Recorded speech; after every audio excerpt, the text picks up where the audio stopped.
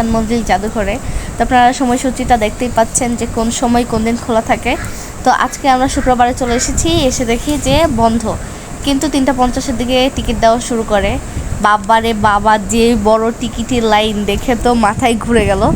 তো পরে সিদ্ধান্ত নেওয়া হলো যে এই গরমের মধ্যে, এই ঠেলাঠেলির মধ্যে আমি তৌসিকে পাঠিয়ে দেবো, মানে আমার ছোট বোনকে পাঠিয়ে দেব।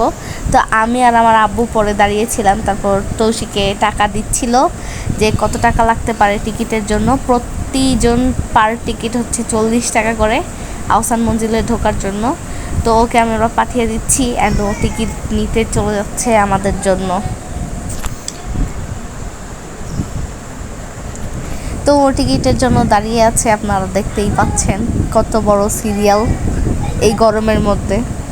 টিকিট নিয়ে চলে এসেছে আমাদের মাঝে, আমাদের সবাইকে টিকিট বিলিয়ে সে সবার আগে ঢুকে যাচ্ছে, কারণ তার দাবি যে সে কেটেছে, সে আগে ঢুকবে।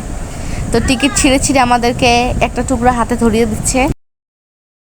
তো আমরা ঢুকে গেলাম, যাওয়ার পরে দেখি চারপাশে অনেক সুন্দর গাছপালা, হরি, সবুজ, আরও মানে কি বলবো, অনেক সুন্দর একটা জায়গা। তো দেখতেই পাচ্ছেন যে এটা হচ্ছে বড় একটা আহসান মঞ্জিলের গেট, আর এটা পুরাটাই আহসান মঞ্জিল। আব্বু হেঁটে হেঁটে যাচ্ছে, আমার বোনও হেঁটে হেঁটে যাচ্ছে, আর আমিও হেঁটে হেঁটে যাচ্ছি, ভিতরের দিকে আগাচ্ছি। আমরা বাহির থেকে দেখতেছি কত সুন্দর সুন্দর দর্শনা ঝুলিয়ে রেখেছেন তারা, মানে ঝুলিয়ে তো রাখেননি আর কি, যাই হোক মানে দেখানোর জন্য আর কি, সুন্দর সুন্দর জিনিস বানিয়েছিল তারা পরিদর্শন করার জন্য।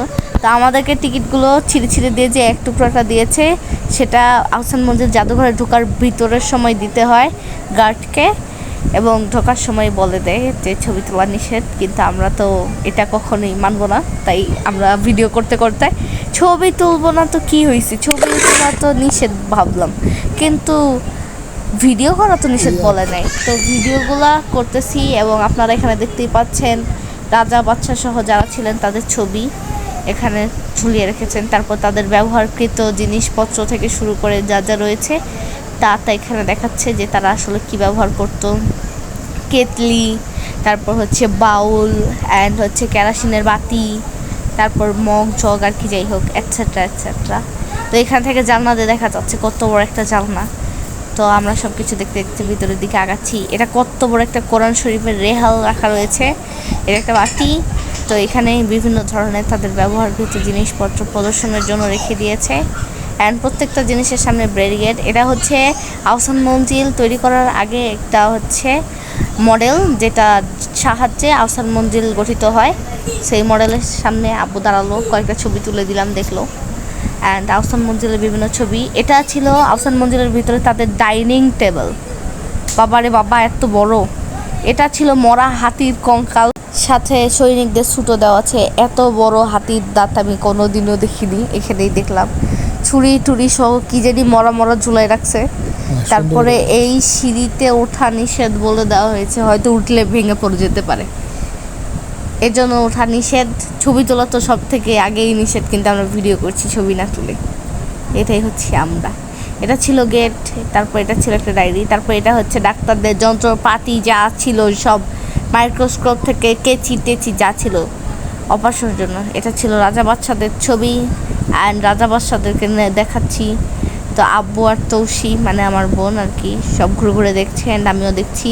এগুলো তাদের ব্যবহারকৃত জিনিসপত্র প্রদর্শনের জন্য রেখেছেন, এবং উপরে তার তালিকা দিয়ে রেখেছেন।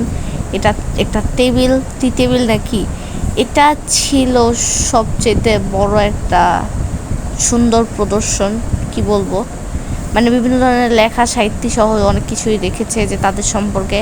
অ্যান্ড এইটা হচ্ছে তাদের বংশ, মানে প্রজা, সেনা, তারপরে হচ্ছে যারা যারা রয়েছেন রাজা বাদশা সবার ছবি, অ্যান্ড তাদের ব্যবহারকৃত জিনিসপত্র এখানে দেখানো হচ্ছে বারবার।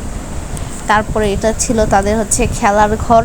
খেলার ঘরে কি না কি ঝুলায় রাখছে আল্লাহ জানে, এগুলোর নাম তো জানি না, জীবনে দেখিও নি।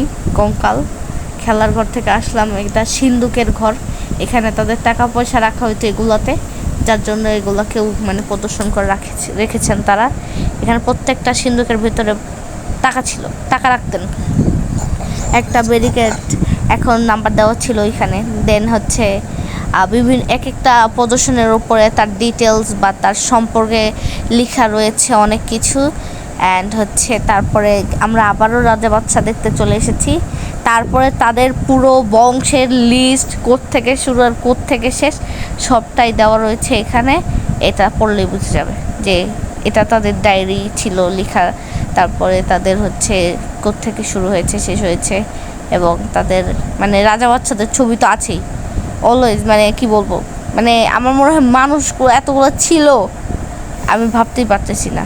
অ্যান্ড তাদের ব্যবহারকৃত আসবাবপত্র থেকে শুরু করে যা ছিল সবই আছে। আর তারপরে আমাদেরকে একটা মানে আল্লাহর নাম নিয়ে একটা সুন্দর একটা সিঁড়ি দিয়ে দিয়েছে যাতে আমরা উঠতে পারি ভাঙাচোরা সিঁড়ি বাদ দিয়ে। তো আমরা এই সিঁড়ি বেয়ে উঠে গেলাম দোতলায়। দোতলায় উঠে দেখি এখানেও রাজা বাদশা সেনাবাহিনী প্রজা থেকে শুরু করে ছবি কতগুলো, খালি ছবি, সত্যিকারের তো ছবি না, খালি ড্রয়িং করা ছবিগুলো লটকিয়ে রেখেছেন দেখার জন্য। তো এতগুলো দেখার সময় নেই, তাই আর কি বলবো। মুদ্রা, এগুলো হচ্ছে তাদের ব্যবহারকৃত মুদ্রা ছিল, অ্যান্ড এগুলো ছিল তাদের ব্যবহারকৃত অস্ত্র যেটা দিয়ে মেরে ফেলা হয়। তারপর তাদের টুপি, তাদের বসার একটা হচ্ছে রাজপ্রাসাদের ভিতরে যে রাজসিংহাসন থাকে সেটি, যেটাতে রাজা বসে, এগুলো ছিল হচ্ছে কেটলি। তা আব্বুকে আবার কয়েকটা ছবি তুলে দিলাম। এটা তাদের আসবাবপত্র। আবার চলে এসেছেন আমাদের কবি সাহিত্যিক নজরুল, রবীন্দ্রনাথ ঠাকুরকে সব কে না চেনে, এদের ছবি। অ্যান্ড তাদের ব্যবহারকৃত চিরুনি থেকে শুরু করে চুলকানোর জন্য বিভিন্ন ধরনের জিনিসপত্র এখানে রয়েছে। মানে কি বলবো, কিছু বলার নেই। দেন আবার একটা সিঁড়ি, খালি ঘরের ভিতরে সিঁড়ি আর সিঁড়ি। তারপর দেখে নিলাম তাদের ভিউ। এটা ছিল প্রাচীন যুগের একটি লিফট, যে মানে তার লিফটও ব্যবহার করতো। আবার এখানে চলে আসছি ড্রয়িং রুমে। তো ড্রয়িং রুম এত বড় একটা, প্রত্যেকটার সামনে এত বড় বড় গ্লাস দেওয়া যাতে ঢুকতে না পারি। অ্যান্ড তারপর আবার ওই ভাঙাচোরা সিঁড়িতে চলে এসেছি, যে সিঁড়িতে ওঠা নিষেধ, কিন্তু তারপরও মানুষজন দেখছে, ব্যারিকেড দেওয়া রয়েছে, কেউ ভিতরে যাচ্ছে না। মোটামুটি অনেক সুন্দর ছিল সব কিছু মিলিয়ে, তাদের বই টই যা রয়েছে সব কিছু মিলিয়ে সব জায়গাটাই অনেক সুন্দর ছিল।